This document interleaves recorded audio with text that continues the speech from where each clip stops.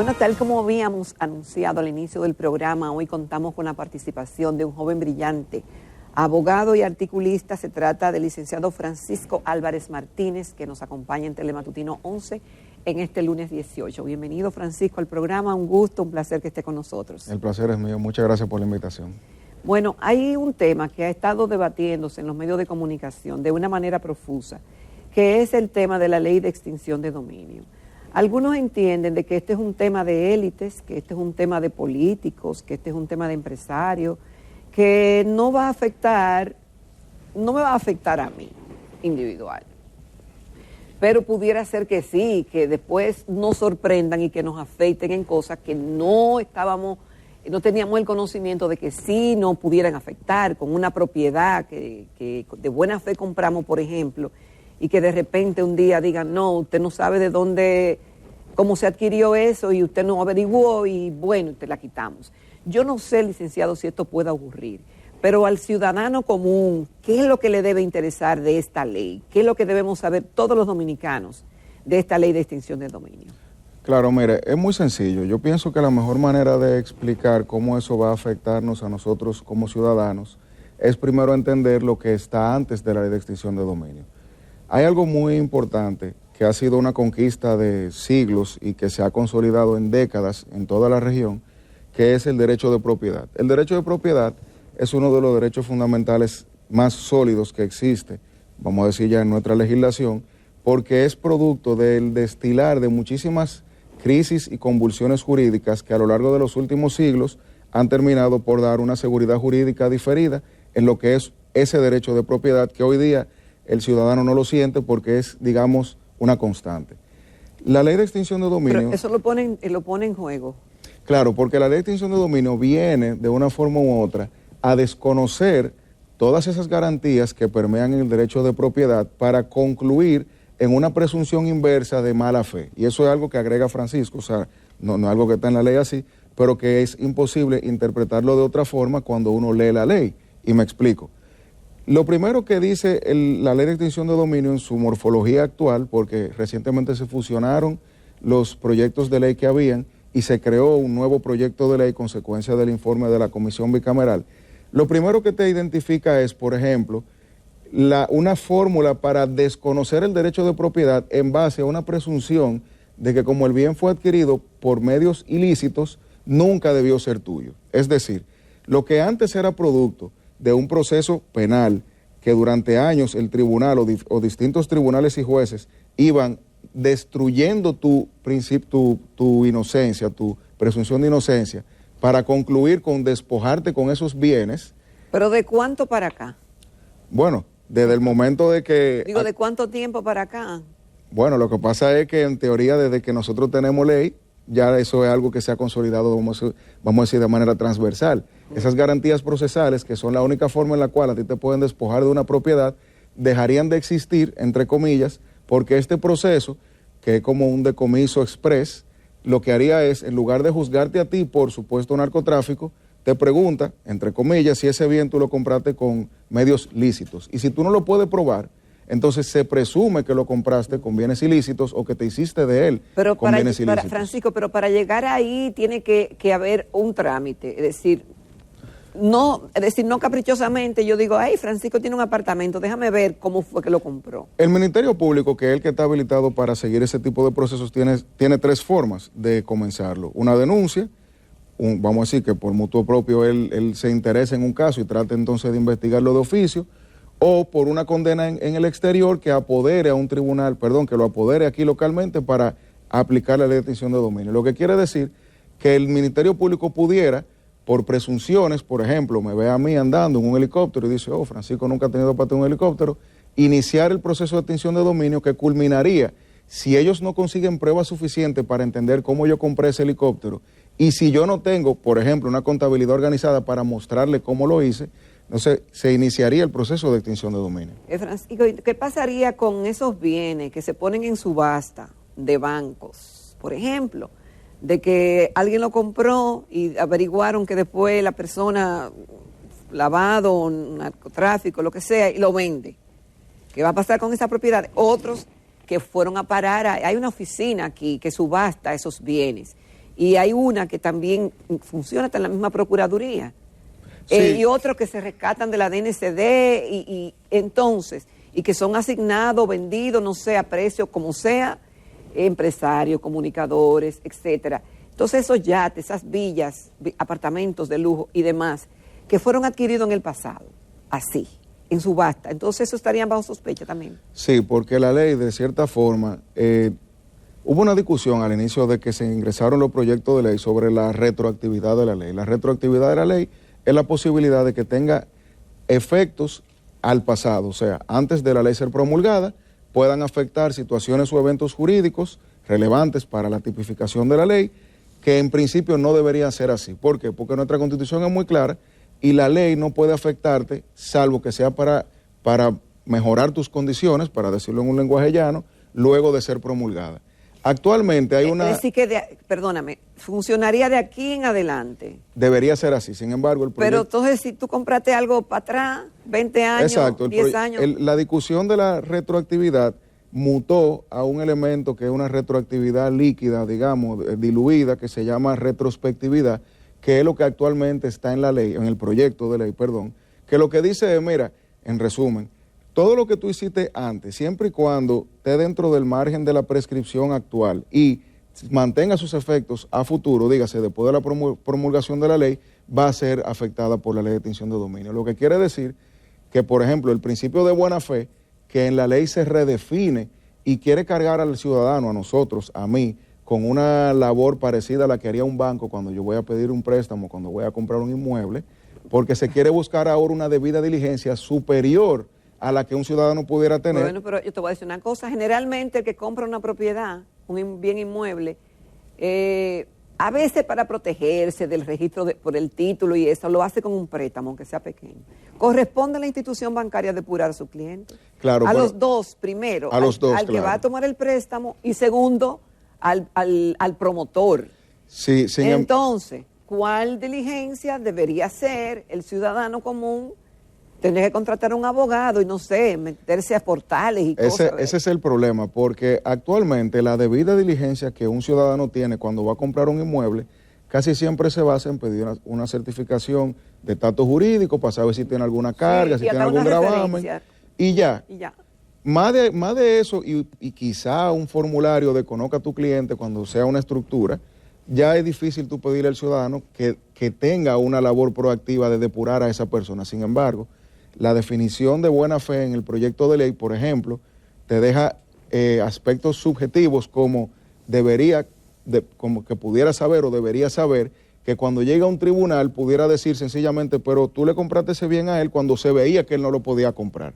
Entonces, esos elementos subjetivos que están plagando la ley de esas inconsistencias que van en contra de la seguridad jurídica es lo que al final se va a traducir en que como todo va a caer en la interpretación de un juez, que una persona como usted y como yo, pudiera ser que ese instrumento legislativo ampliamente plagado de subjetividades pudiera ser utilizado incluso en momentos políticos muy importantes. Ok. Lo que se ha discutido hasta ahora, hemos visto opiniones encontradas en cuanto a si es una ley ordinaria, si es una ley orgánica, y que si la pasan ordinaria y resulta que era orgánica, eso se caerá más adelante. Algunos dicen que las inconsistencias que tiene con la Constitución de la República lo llevará al Tribunal Constitucional y eso se caerá por allá. Otros entienden que se está haciendo así adrede para cumplir, entre comillas, de que se aprobó, pero entonces después con un recurso se caería, como pasó con la ley de partido, que está mutilada y que no ha servido para nada, en el Tribunal Constitucional. ¿Con cuál de esas teorías te queda, Francisco? Yo me quedaría con una mezcla. Número uno, me parece que ante un examen fino y riguroso de cada uno de los artículos de esa ley versus la Constitución Dominicana, no va a sobrevivir la ley como tal, porque no hay forma de que esas garantías que se están desconociendo de manera rampante en ese proyecto de ley pudieran ante un tribunal constitucional o un eventual tribunal constitucional que conozca alguna acción directa, pudiera sobrevivir. Sin embargo, a mí me parece que la discusión de si es orgánica o no, en su momento me parecía que no iba a trascender porque pensaba que era algo que estaba muy claro. Sin embargo, yo diría que se deslinda de la siguiente manera. Si tomamos solamente el derecho de propiedad, que se está desconociendo, aunque a veces se quiere vender como si no, y eso es un derecho fundamental, ya es suficiente para hacer una evaluación de si la ley debe ser o no debe ser una ley orgánica. Dicho eso, el hecho de que se vaya a promover desconociendo eso, me parece a mí que sería el primer impasse que tuviera una ley de este tipo frente a un examen de constitucionalidad ante el tribunal competente. Sin embargo, cuando pasamos a la ley, obviando esos exámenes, imaginémonos que sí, que tienen razón, cada vez que nosotros vayamos a discutir uno de esos artículos y le pasemos ese test de constitucionalidad, nos vamos a dar cuenta de que las garantías que destruyen o con las que atentan son tantas que de nuevo, indefectiblemente, la ley va a terminar siendo anulada, en el sentido llano de la palabra, por lo menos en partes muy importantes, como son la que realmente se quieren vender, que sería el juicio de extinción de dominio. Y se sabe ya, es decir, porque los senadores y los diputados están advertidos. Bueno, mire, yo le voy a decir algo que ya es una opinión mía. Yo no soy ni remotamente la persona más estudiada ni en esa materia, ni tampoco en derecho constitucional. Y desde las aulas yo he notado mis estudiantes que también tienen una percepción de inconformidad con lo que están viendo. Pero reputados constitucionalistas y administrativistas se han pasado meses y meses y meses denunciando por escrito en los medios, directamente en comisiones y en reuniones que se han hecho, y yo lo que siento es que hay como un populismo legislativo detrás de lo que se está vendiendo como la panacea en contra de la lucha de la corrupción, que a mí me parece que lo que demuestra es que ya esto al final se está transformando en algo político. ¿Por qué? Porque cuando yo veo los principales promotores de la ley que tildan a quienes se oponen a que se apruebe de esa forma, como que tienen miedo a que revisen sus bienes y que le quiten, como si fuera que uno se está tratando de proteger uno, desligando el aspecto técnico que no yo, sino personas calificadas han estado denunciando, a mí me parece que ya uno sabe que la discusión no es de derecho, es una discusión política, parece que se vendió como una gran necesidad, como si sin esto no se puede, y ya es un tema político y un compromiso que asumió el gobierno central de promover esa ley, sea como sea. ¿Quién gana y quién pierde con la ley y si la ley se cae? Quien pierde la sociedad, porque cuando tú al pueblo le cargas el dado de la responsabilidad y la esperanza de que con esto todo va a estar bien, y luego la ley es aniquilada en un tribunal o sus efectos no son como se vendían, el pueblo que ya tiene una resaca emocional de la discusión que se está teniendo ahora mismo, lamentablemente es el que pierde, porque el ejemplo de la ley de partidos es muy interesante. Esa ley se pasó con un rodillo, la gente pensaba que todo iba a estar bien y sin embargo al día de hoy muchas personas pudieran decir que no la tenemos. Recientemente hubo una serie de recomendaciones y de quejas, digamos, que distintas organizaciones sociales han estado depositando en el Congreso, tratando de que los legisladores reflexionen sobre cómo van a promover esa ley. Sin embargo, como yo decía hace unos minutos, ya la discusión no es de derecho. Por eso es que yo incluso ya yo quiero que la aprueben sencillamente para que pase el test en los tribunales competentes y veamos qué pasa. Hay un problema importante y es que la ley va a tener una vacación de 1 año. ¿Qué quiere decir eso? ¿Por qué? Los legisladores así lo dispusieron en el proyecto de ley como está ahora. La ley va a durar 1 año dormida, sin surtir efectos, y el año que viene, para la fecha que se promulgue, o sea, 1 año después de ser promulgada, es cuando se activaría y su uso entonces pudiera ser contestado en los tribunales. ¿Eso machea o armoniza con un populismo legislativo? Para mí es populismo legislativo en el sentido de que en lugar de discutir los méritos técnicos, tratan de denotar a la persona. Entonces, esa fórmula argumentativa de no me voy al fondo, sino que digo que el que lo discute es porque es malo, ya automáticamente te dice a ti que los argumentos a favor no son técnicos. Entonces, eso es populismo legislativo y es un populismo legislativo que se está haciendo cada día más de moda porque me preocupa como en el Congreso, en lugar de tratar de escuchar las voces disidentes y ver si hay algún mérito o si no refutarlas, se enfocan en denotar a la persona y decir que el que se ofende o el que está atrás de eso es porque sencillamente le quiere rehuir a esa fórmula que se quiere instituir. En el día de hoy, la semana pasada vimos lo que expresó FINJUS, la Fundación Institucionalidad y Justicia, de que hay algunos aspectos que deberían revisarse todavía. Y hoy tenemos la Asociación Nacional de Jóvenes Empresarios que también manifiesta preocupación de si se aprueba como está. Entre los argumentos afirman que la falta de ciertas garantías procesales y sustantivas de este proyecto pudiera reproducir una inseguridad jurídica y por ahí se van. ¿Concuerda con lo que plantea Ángel? ¿Tienen ellos Sí, tienen mucha razón. razón para tener esa preocupación? Sí, yo casualmente soy miembro de Ángel y trabajé con ellos en esas dinámicas que ellos hacían. Incluso ellos fueron a muchísimas sesiones del Congreso y expusieron de manera proactiva sus quejas y sus dudas. Lograron muchísimos consensos que yo diría que se pudieron capitalizar en el proyecto de ley con su forma actual.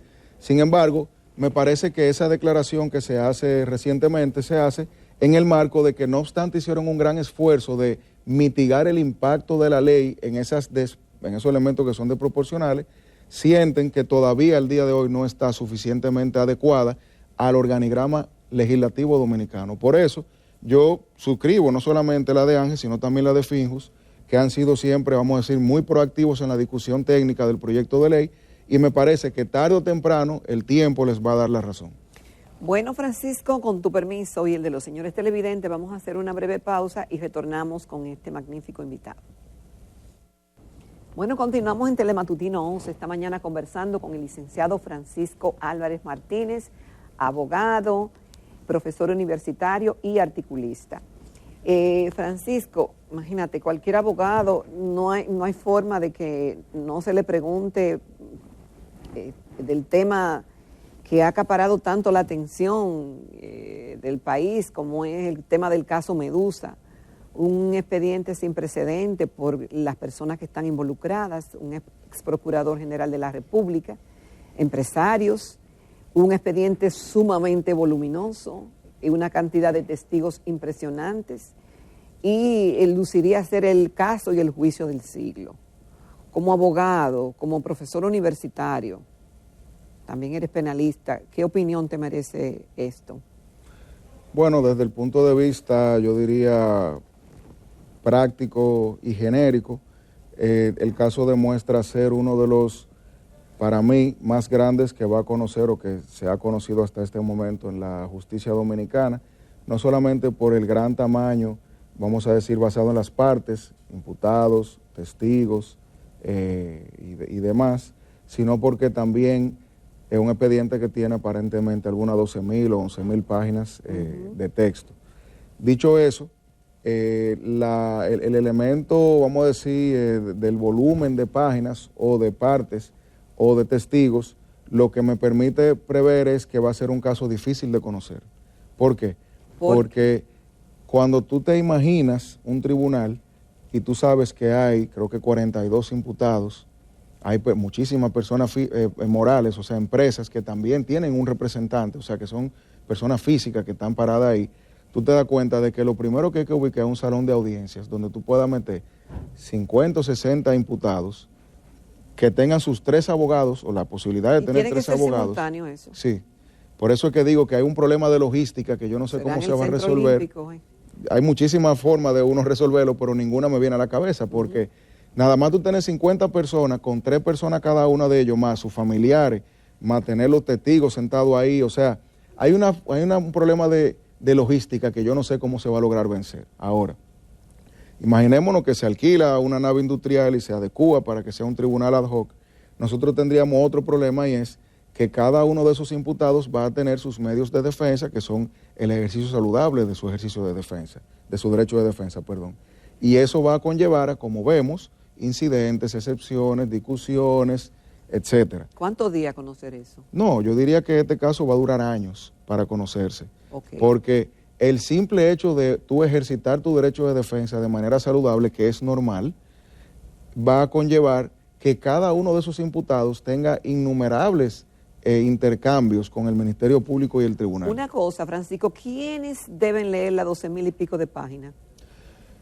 Bueno, desde el punto de vista de la defensa, todos los abogados de la defensa tienen que leerse la completa, pero en el tribunal, el Ministerio Público en algún momento va a tener que darle lectura. ¿Pero quién? ¿El fiscal, el juez? ¿Quiénes son el Ministerio Público, un representante del Ministerio Público, un tiene fiscal. Tiene que leer. Físicamente leer, letra por letra. Eso es un remanente que nosotros tenemos de nuestra codificación actual, que hay tribunales que lo aplican de manera taxativa. ¿Sí? ¿Y cómo se hace eso? ¿A principio, mediano, final? Porque se puede hasta cuantificar qué tiempo tomaría Eso le toma, qué sé yo, cuántos minutos de lectura. La verdad es que salvo que todos los imputados y todas las partes estén de acuerdo en no leerla y darla por leída, entre comillas, el Ministerio Público va a tener que leer letra por letra, desde el principio hasta el final, la acusación de 12,000 y pico de Pero páginas. los jueces tienen que leer eso, ¿no? Sí, pero ya los jueces lo leen en su despacho y pueden saltar la parte que quieran. Pero el Ministerio Público tiene que leer la letra por letra. O sea, nada más en eso vamos a durar días y días, semanas o meses, porque es un remanente de nuestra codificación que lamentablemente al día de hoy no ha sido modificada y permite que un juez garantista, como entiendo va a ser en este caso, exija que la lectura sea íntegra, porque se entiende que así es que tú expones al imputado a lo que se le está acusando. Entonces, ¿qué es lo que sigue de aquí en adelante? Es decir, ha habido una prisión preventiva, ¿cierto? Ahora hay una acusación. Sí, hay imputados que tienen una prisión preventiva que se va a seguir reevaluando y supongo que en algún momento será levantada, por un lado, y por otro lado, el juicio que va a conocerse ahora, que es la audiencia preliminar, no es la audiencia no el juicio de fondo, es un juicio a la acusación, a las pruebas.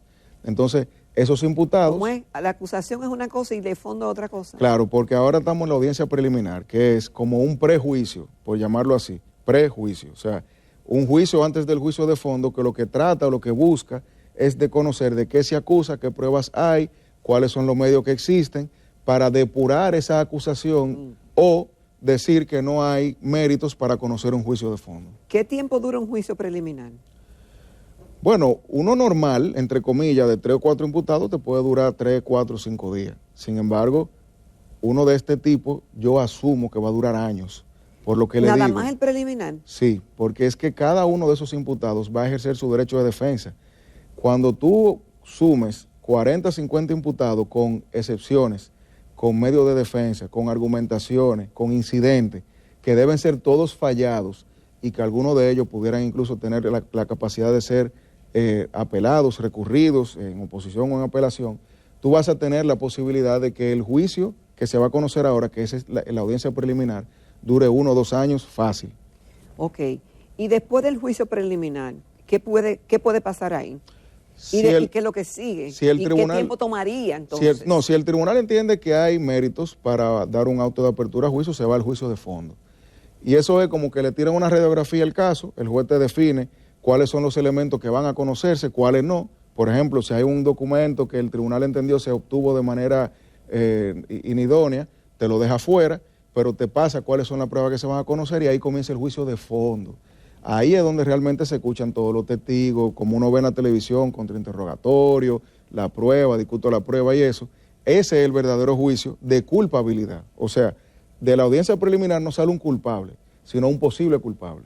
Del juicio de fondo, se descartan algunos. Y se descartan algunos, pudieran descartarse algunos. Una cosa, Francisco, la medida de prisión preventiva que tienen muchos de los imputados, ¿se mantiene hasta que termine el juicio? Mira, eso es una discusión que se ha tenido recientemente porque este es un caso emblemático sobre qué y cuándo debe afectar la medida de coerción impuesta antes de la acusación. Se entiende que si la medida de prisión preventiva se impone, por ejemplo, para proteger el proceso, la acusación como tal, las pruebas y las partes, luego de presentada la acusación, en teoría pudiera entenderse que ya esa persona se puede defender desde su casa, que es lo normal. Sin embargo, el Ministerio Público se opuso a la solicitud de variación de medida del imputado principal, del ex procurador, y aunque yo no he leído la decisión, entiendo que el juez contempló la posibilidad de que todavía él pudiese afectar el proceso. Creo que se utilizó una narrativa de intimidación de testigos o algo así, que al final no sé si prosperó. Sin embargo, el estado natural para tú defenderte de un caso como este es en tu casa, con otras medidas de coerción, presentación periódica, un grillete, lo que sea.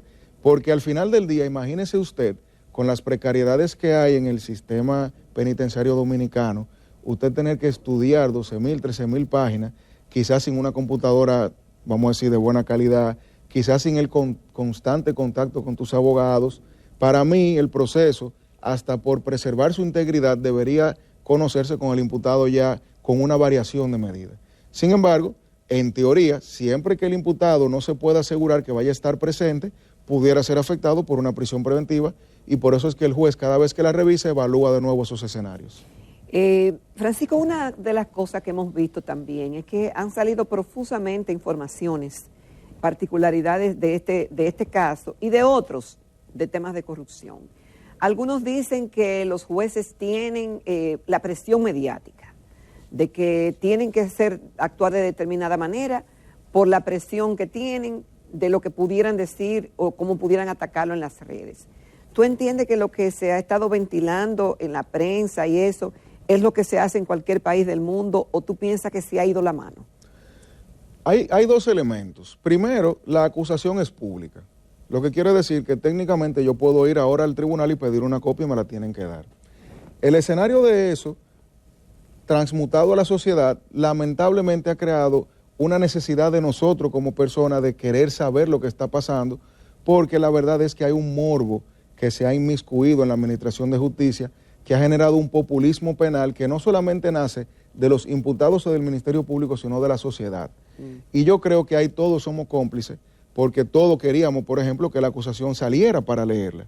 Y todos después nos quejamos, especialmente yo, que siempre he sido muy crítico de cómo se venden esos medios, eso en los medios de prensa, porque todo al final queremos saber lo que está pasando. Entonces, si el Ministerio Público hace su acusación y la acusación es pública y yo puedo ir a buscarla, eventualmente los medios de prensa van a poder replicarla. Ya los juicios de valores sí deben ser cuidadosamente elegidos. No, porque lo condenan.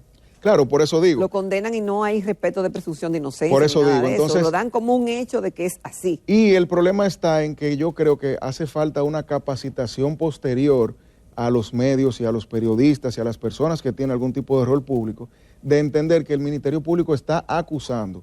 Es decir, ya no es un Ministerio Público objetivo que debe buscar prueba, cargo y descargo, sino que está diciendo fulano es culpable. Por eso es que va a un juez y por eso es que los medios, cuando lo repliquen, siempre lo deben hacer aclarando de que esto es una acusación que debe ser probada y que de ser probada habrá una condena y que luego de que curse el tracto judicial completo habrá una persona culpable o no. Exactamente. Bueno, muchísimas gracias al licenciado Francisco Álvarez Martínez por esta gran exposición en la cual hemos aprendido muchísimo. Espero que esté muchas veces más en Telematutino 11, si nos lo permite. Claro que sí. A los televidentes, gracias. Ahora vamos con la periodista Gina Almonte con su segmento Hablan los Hechos.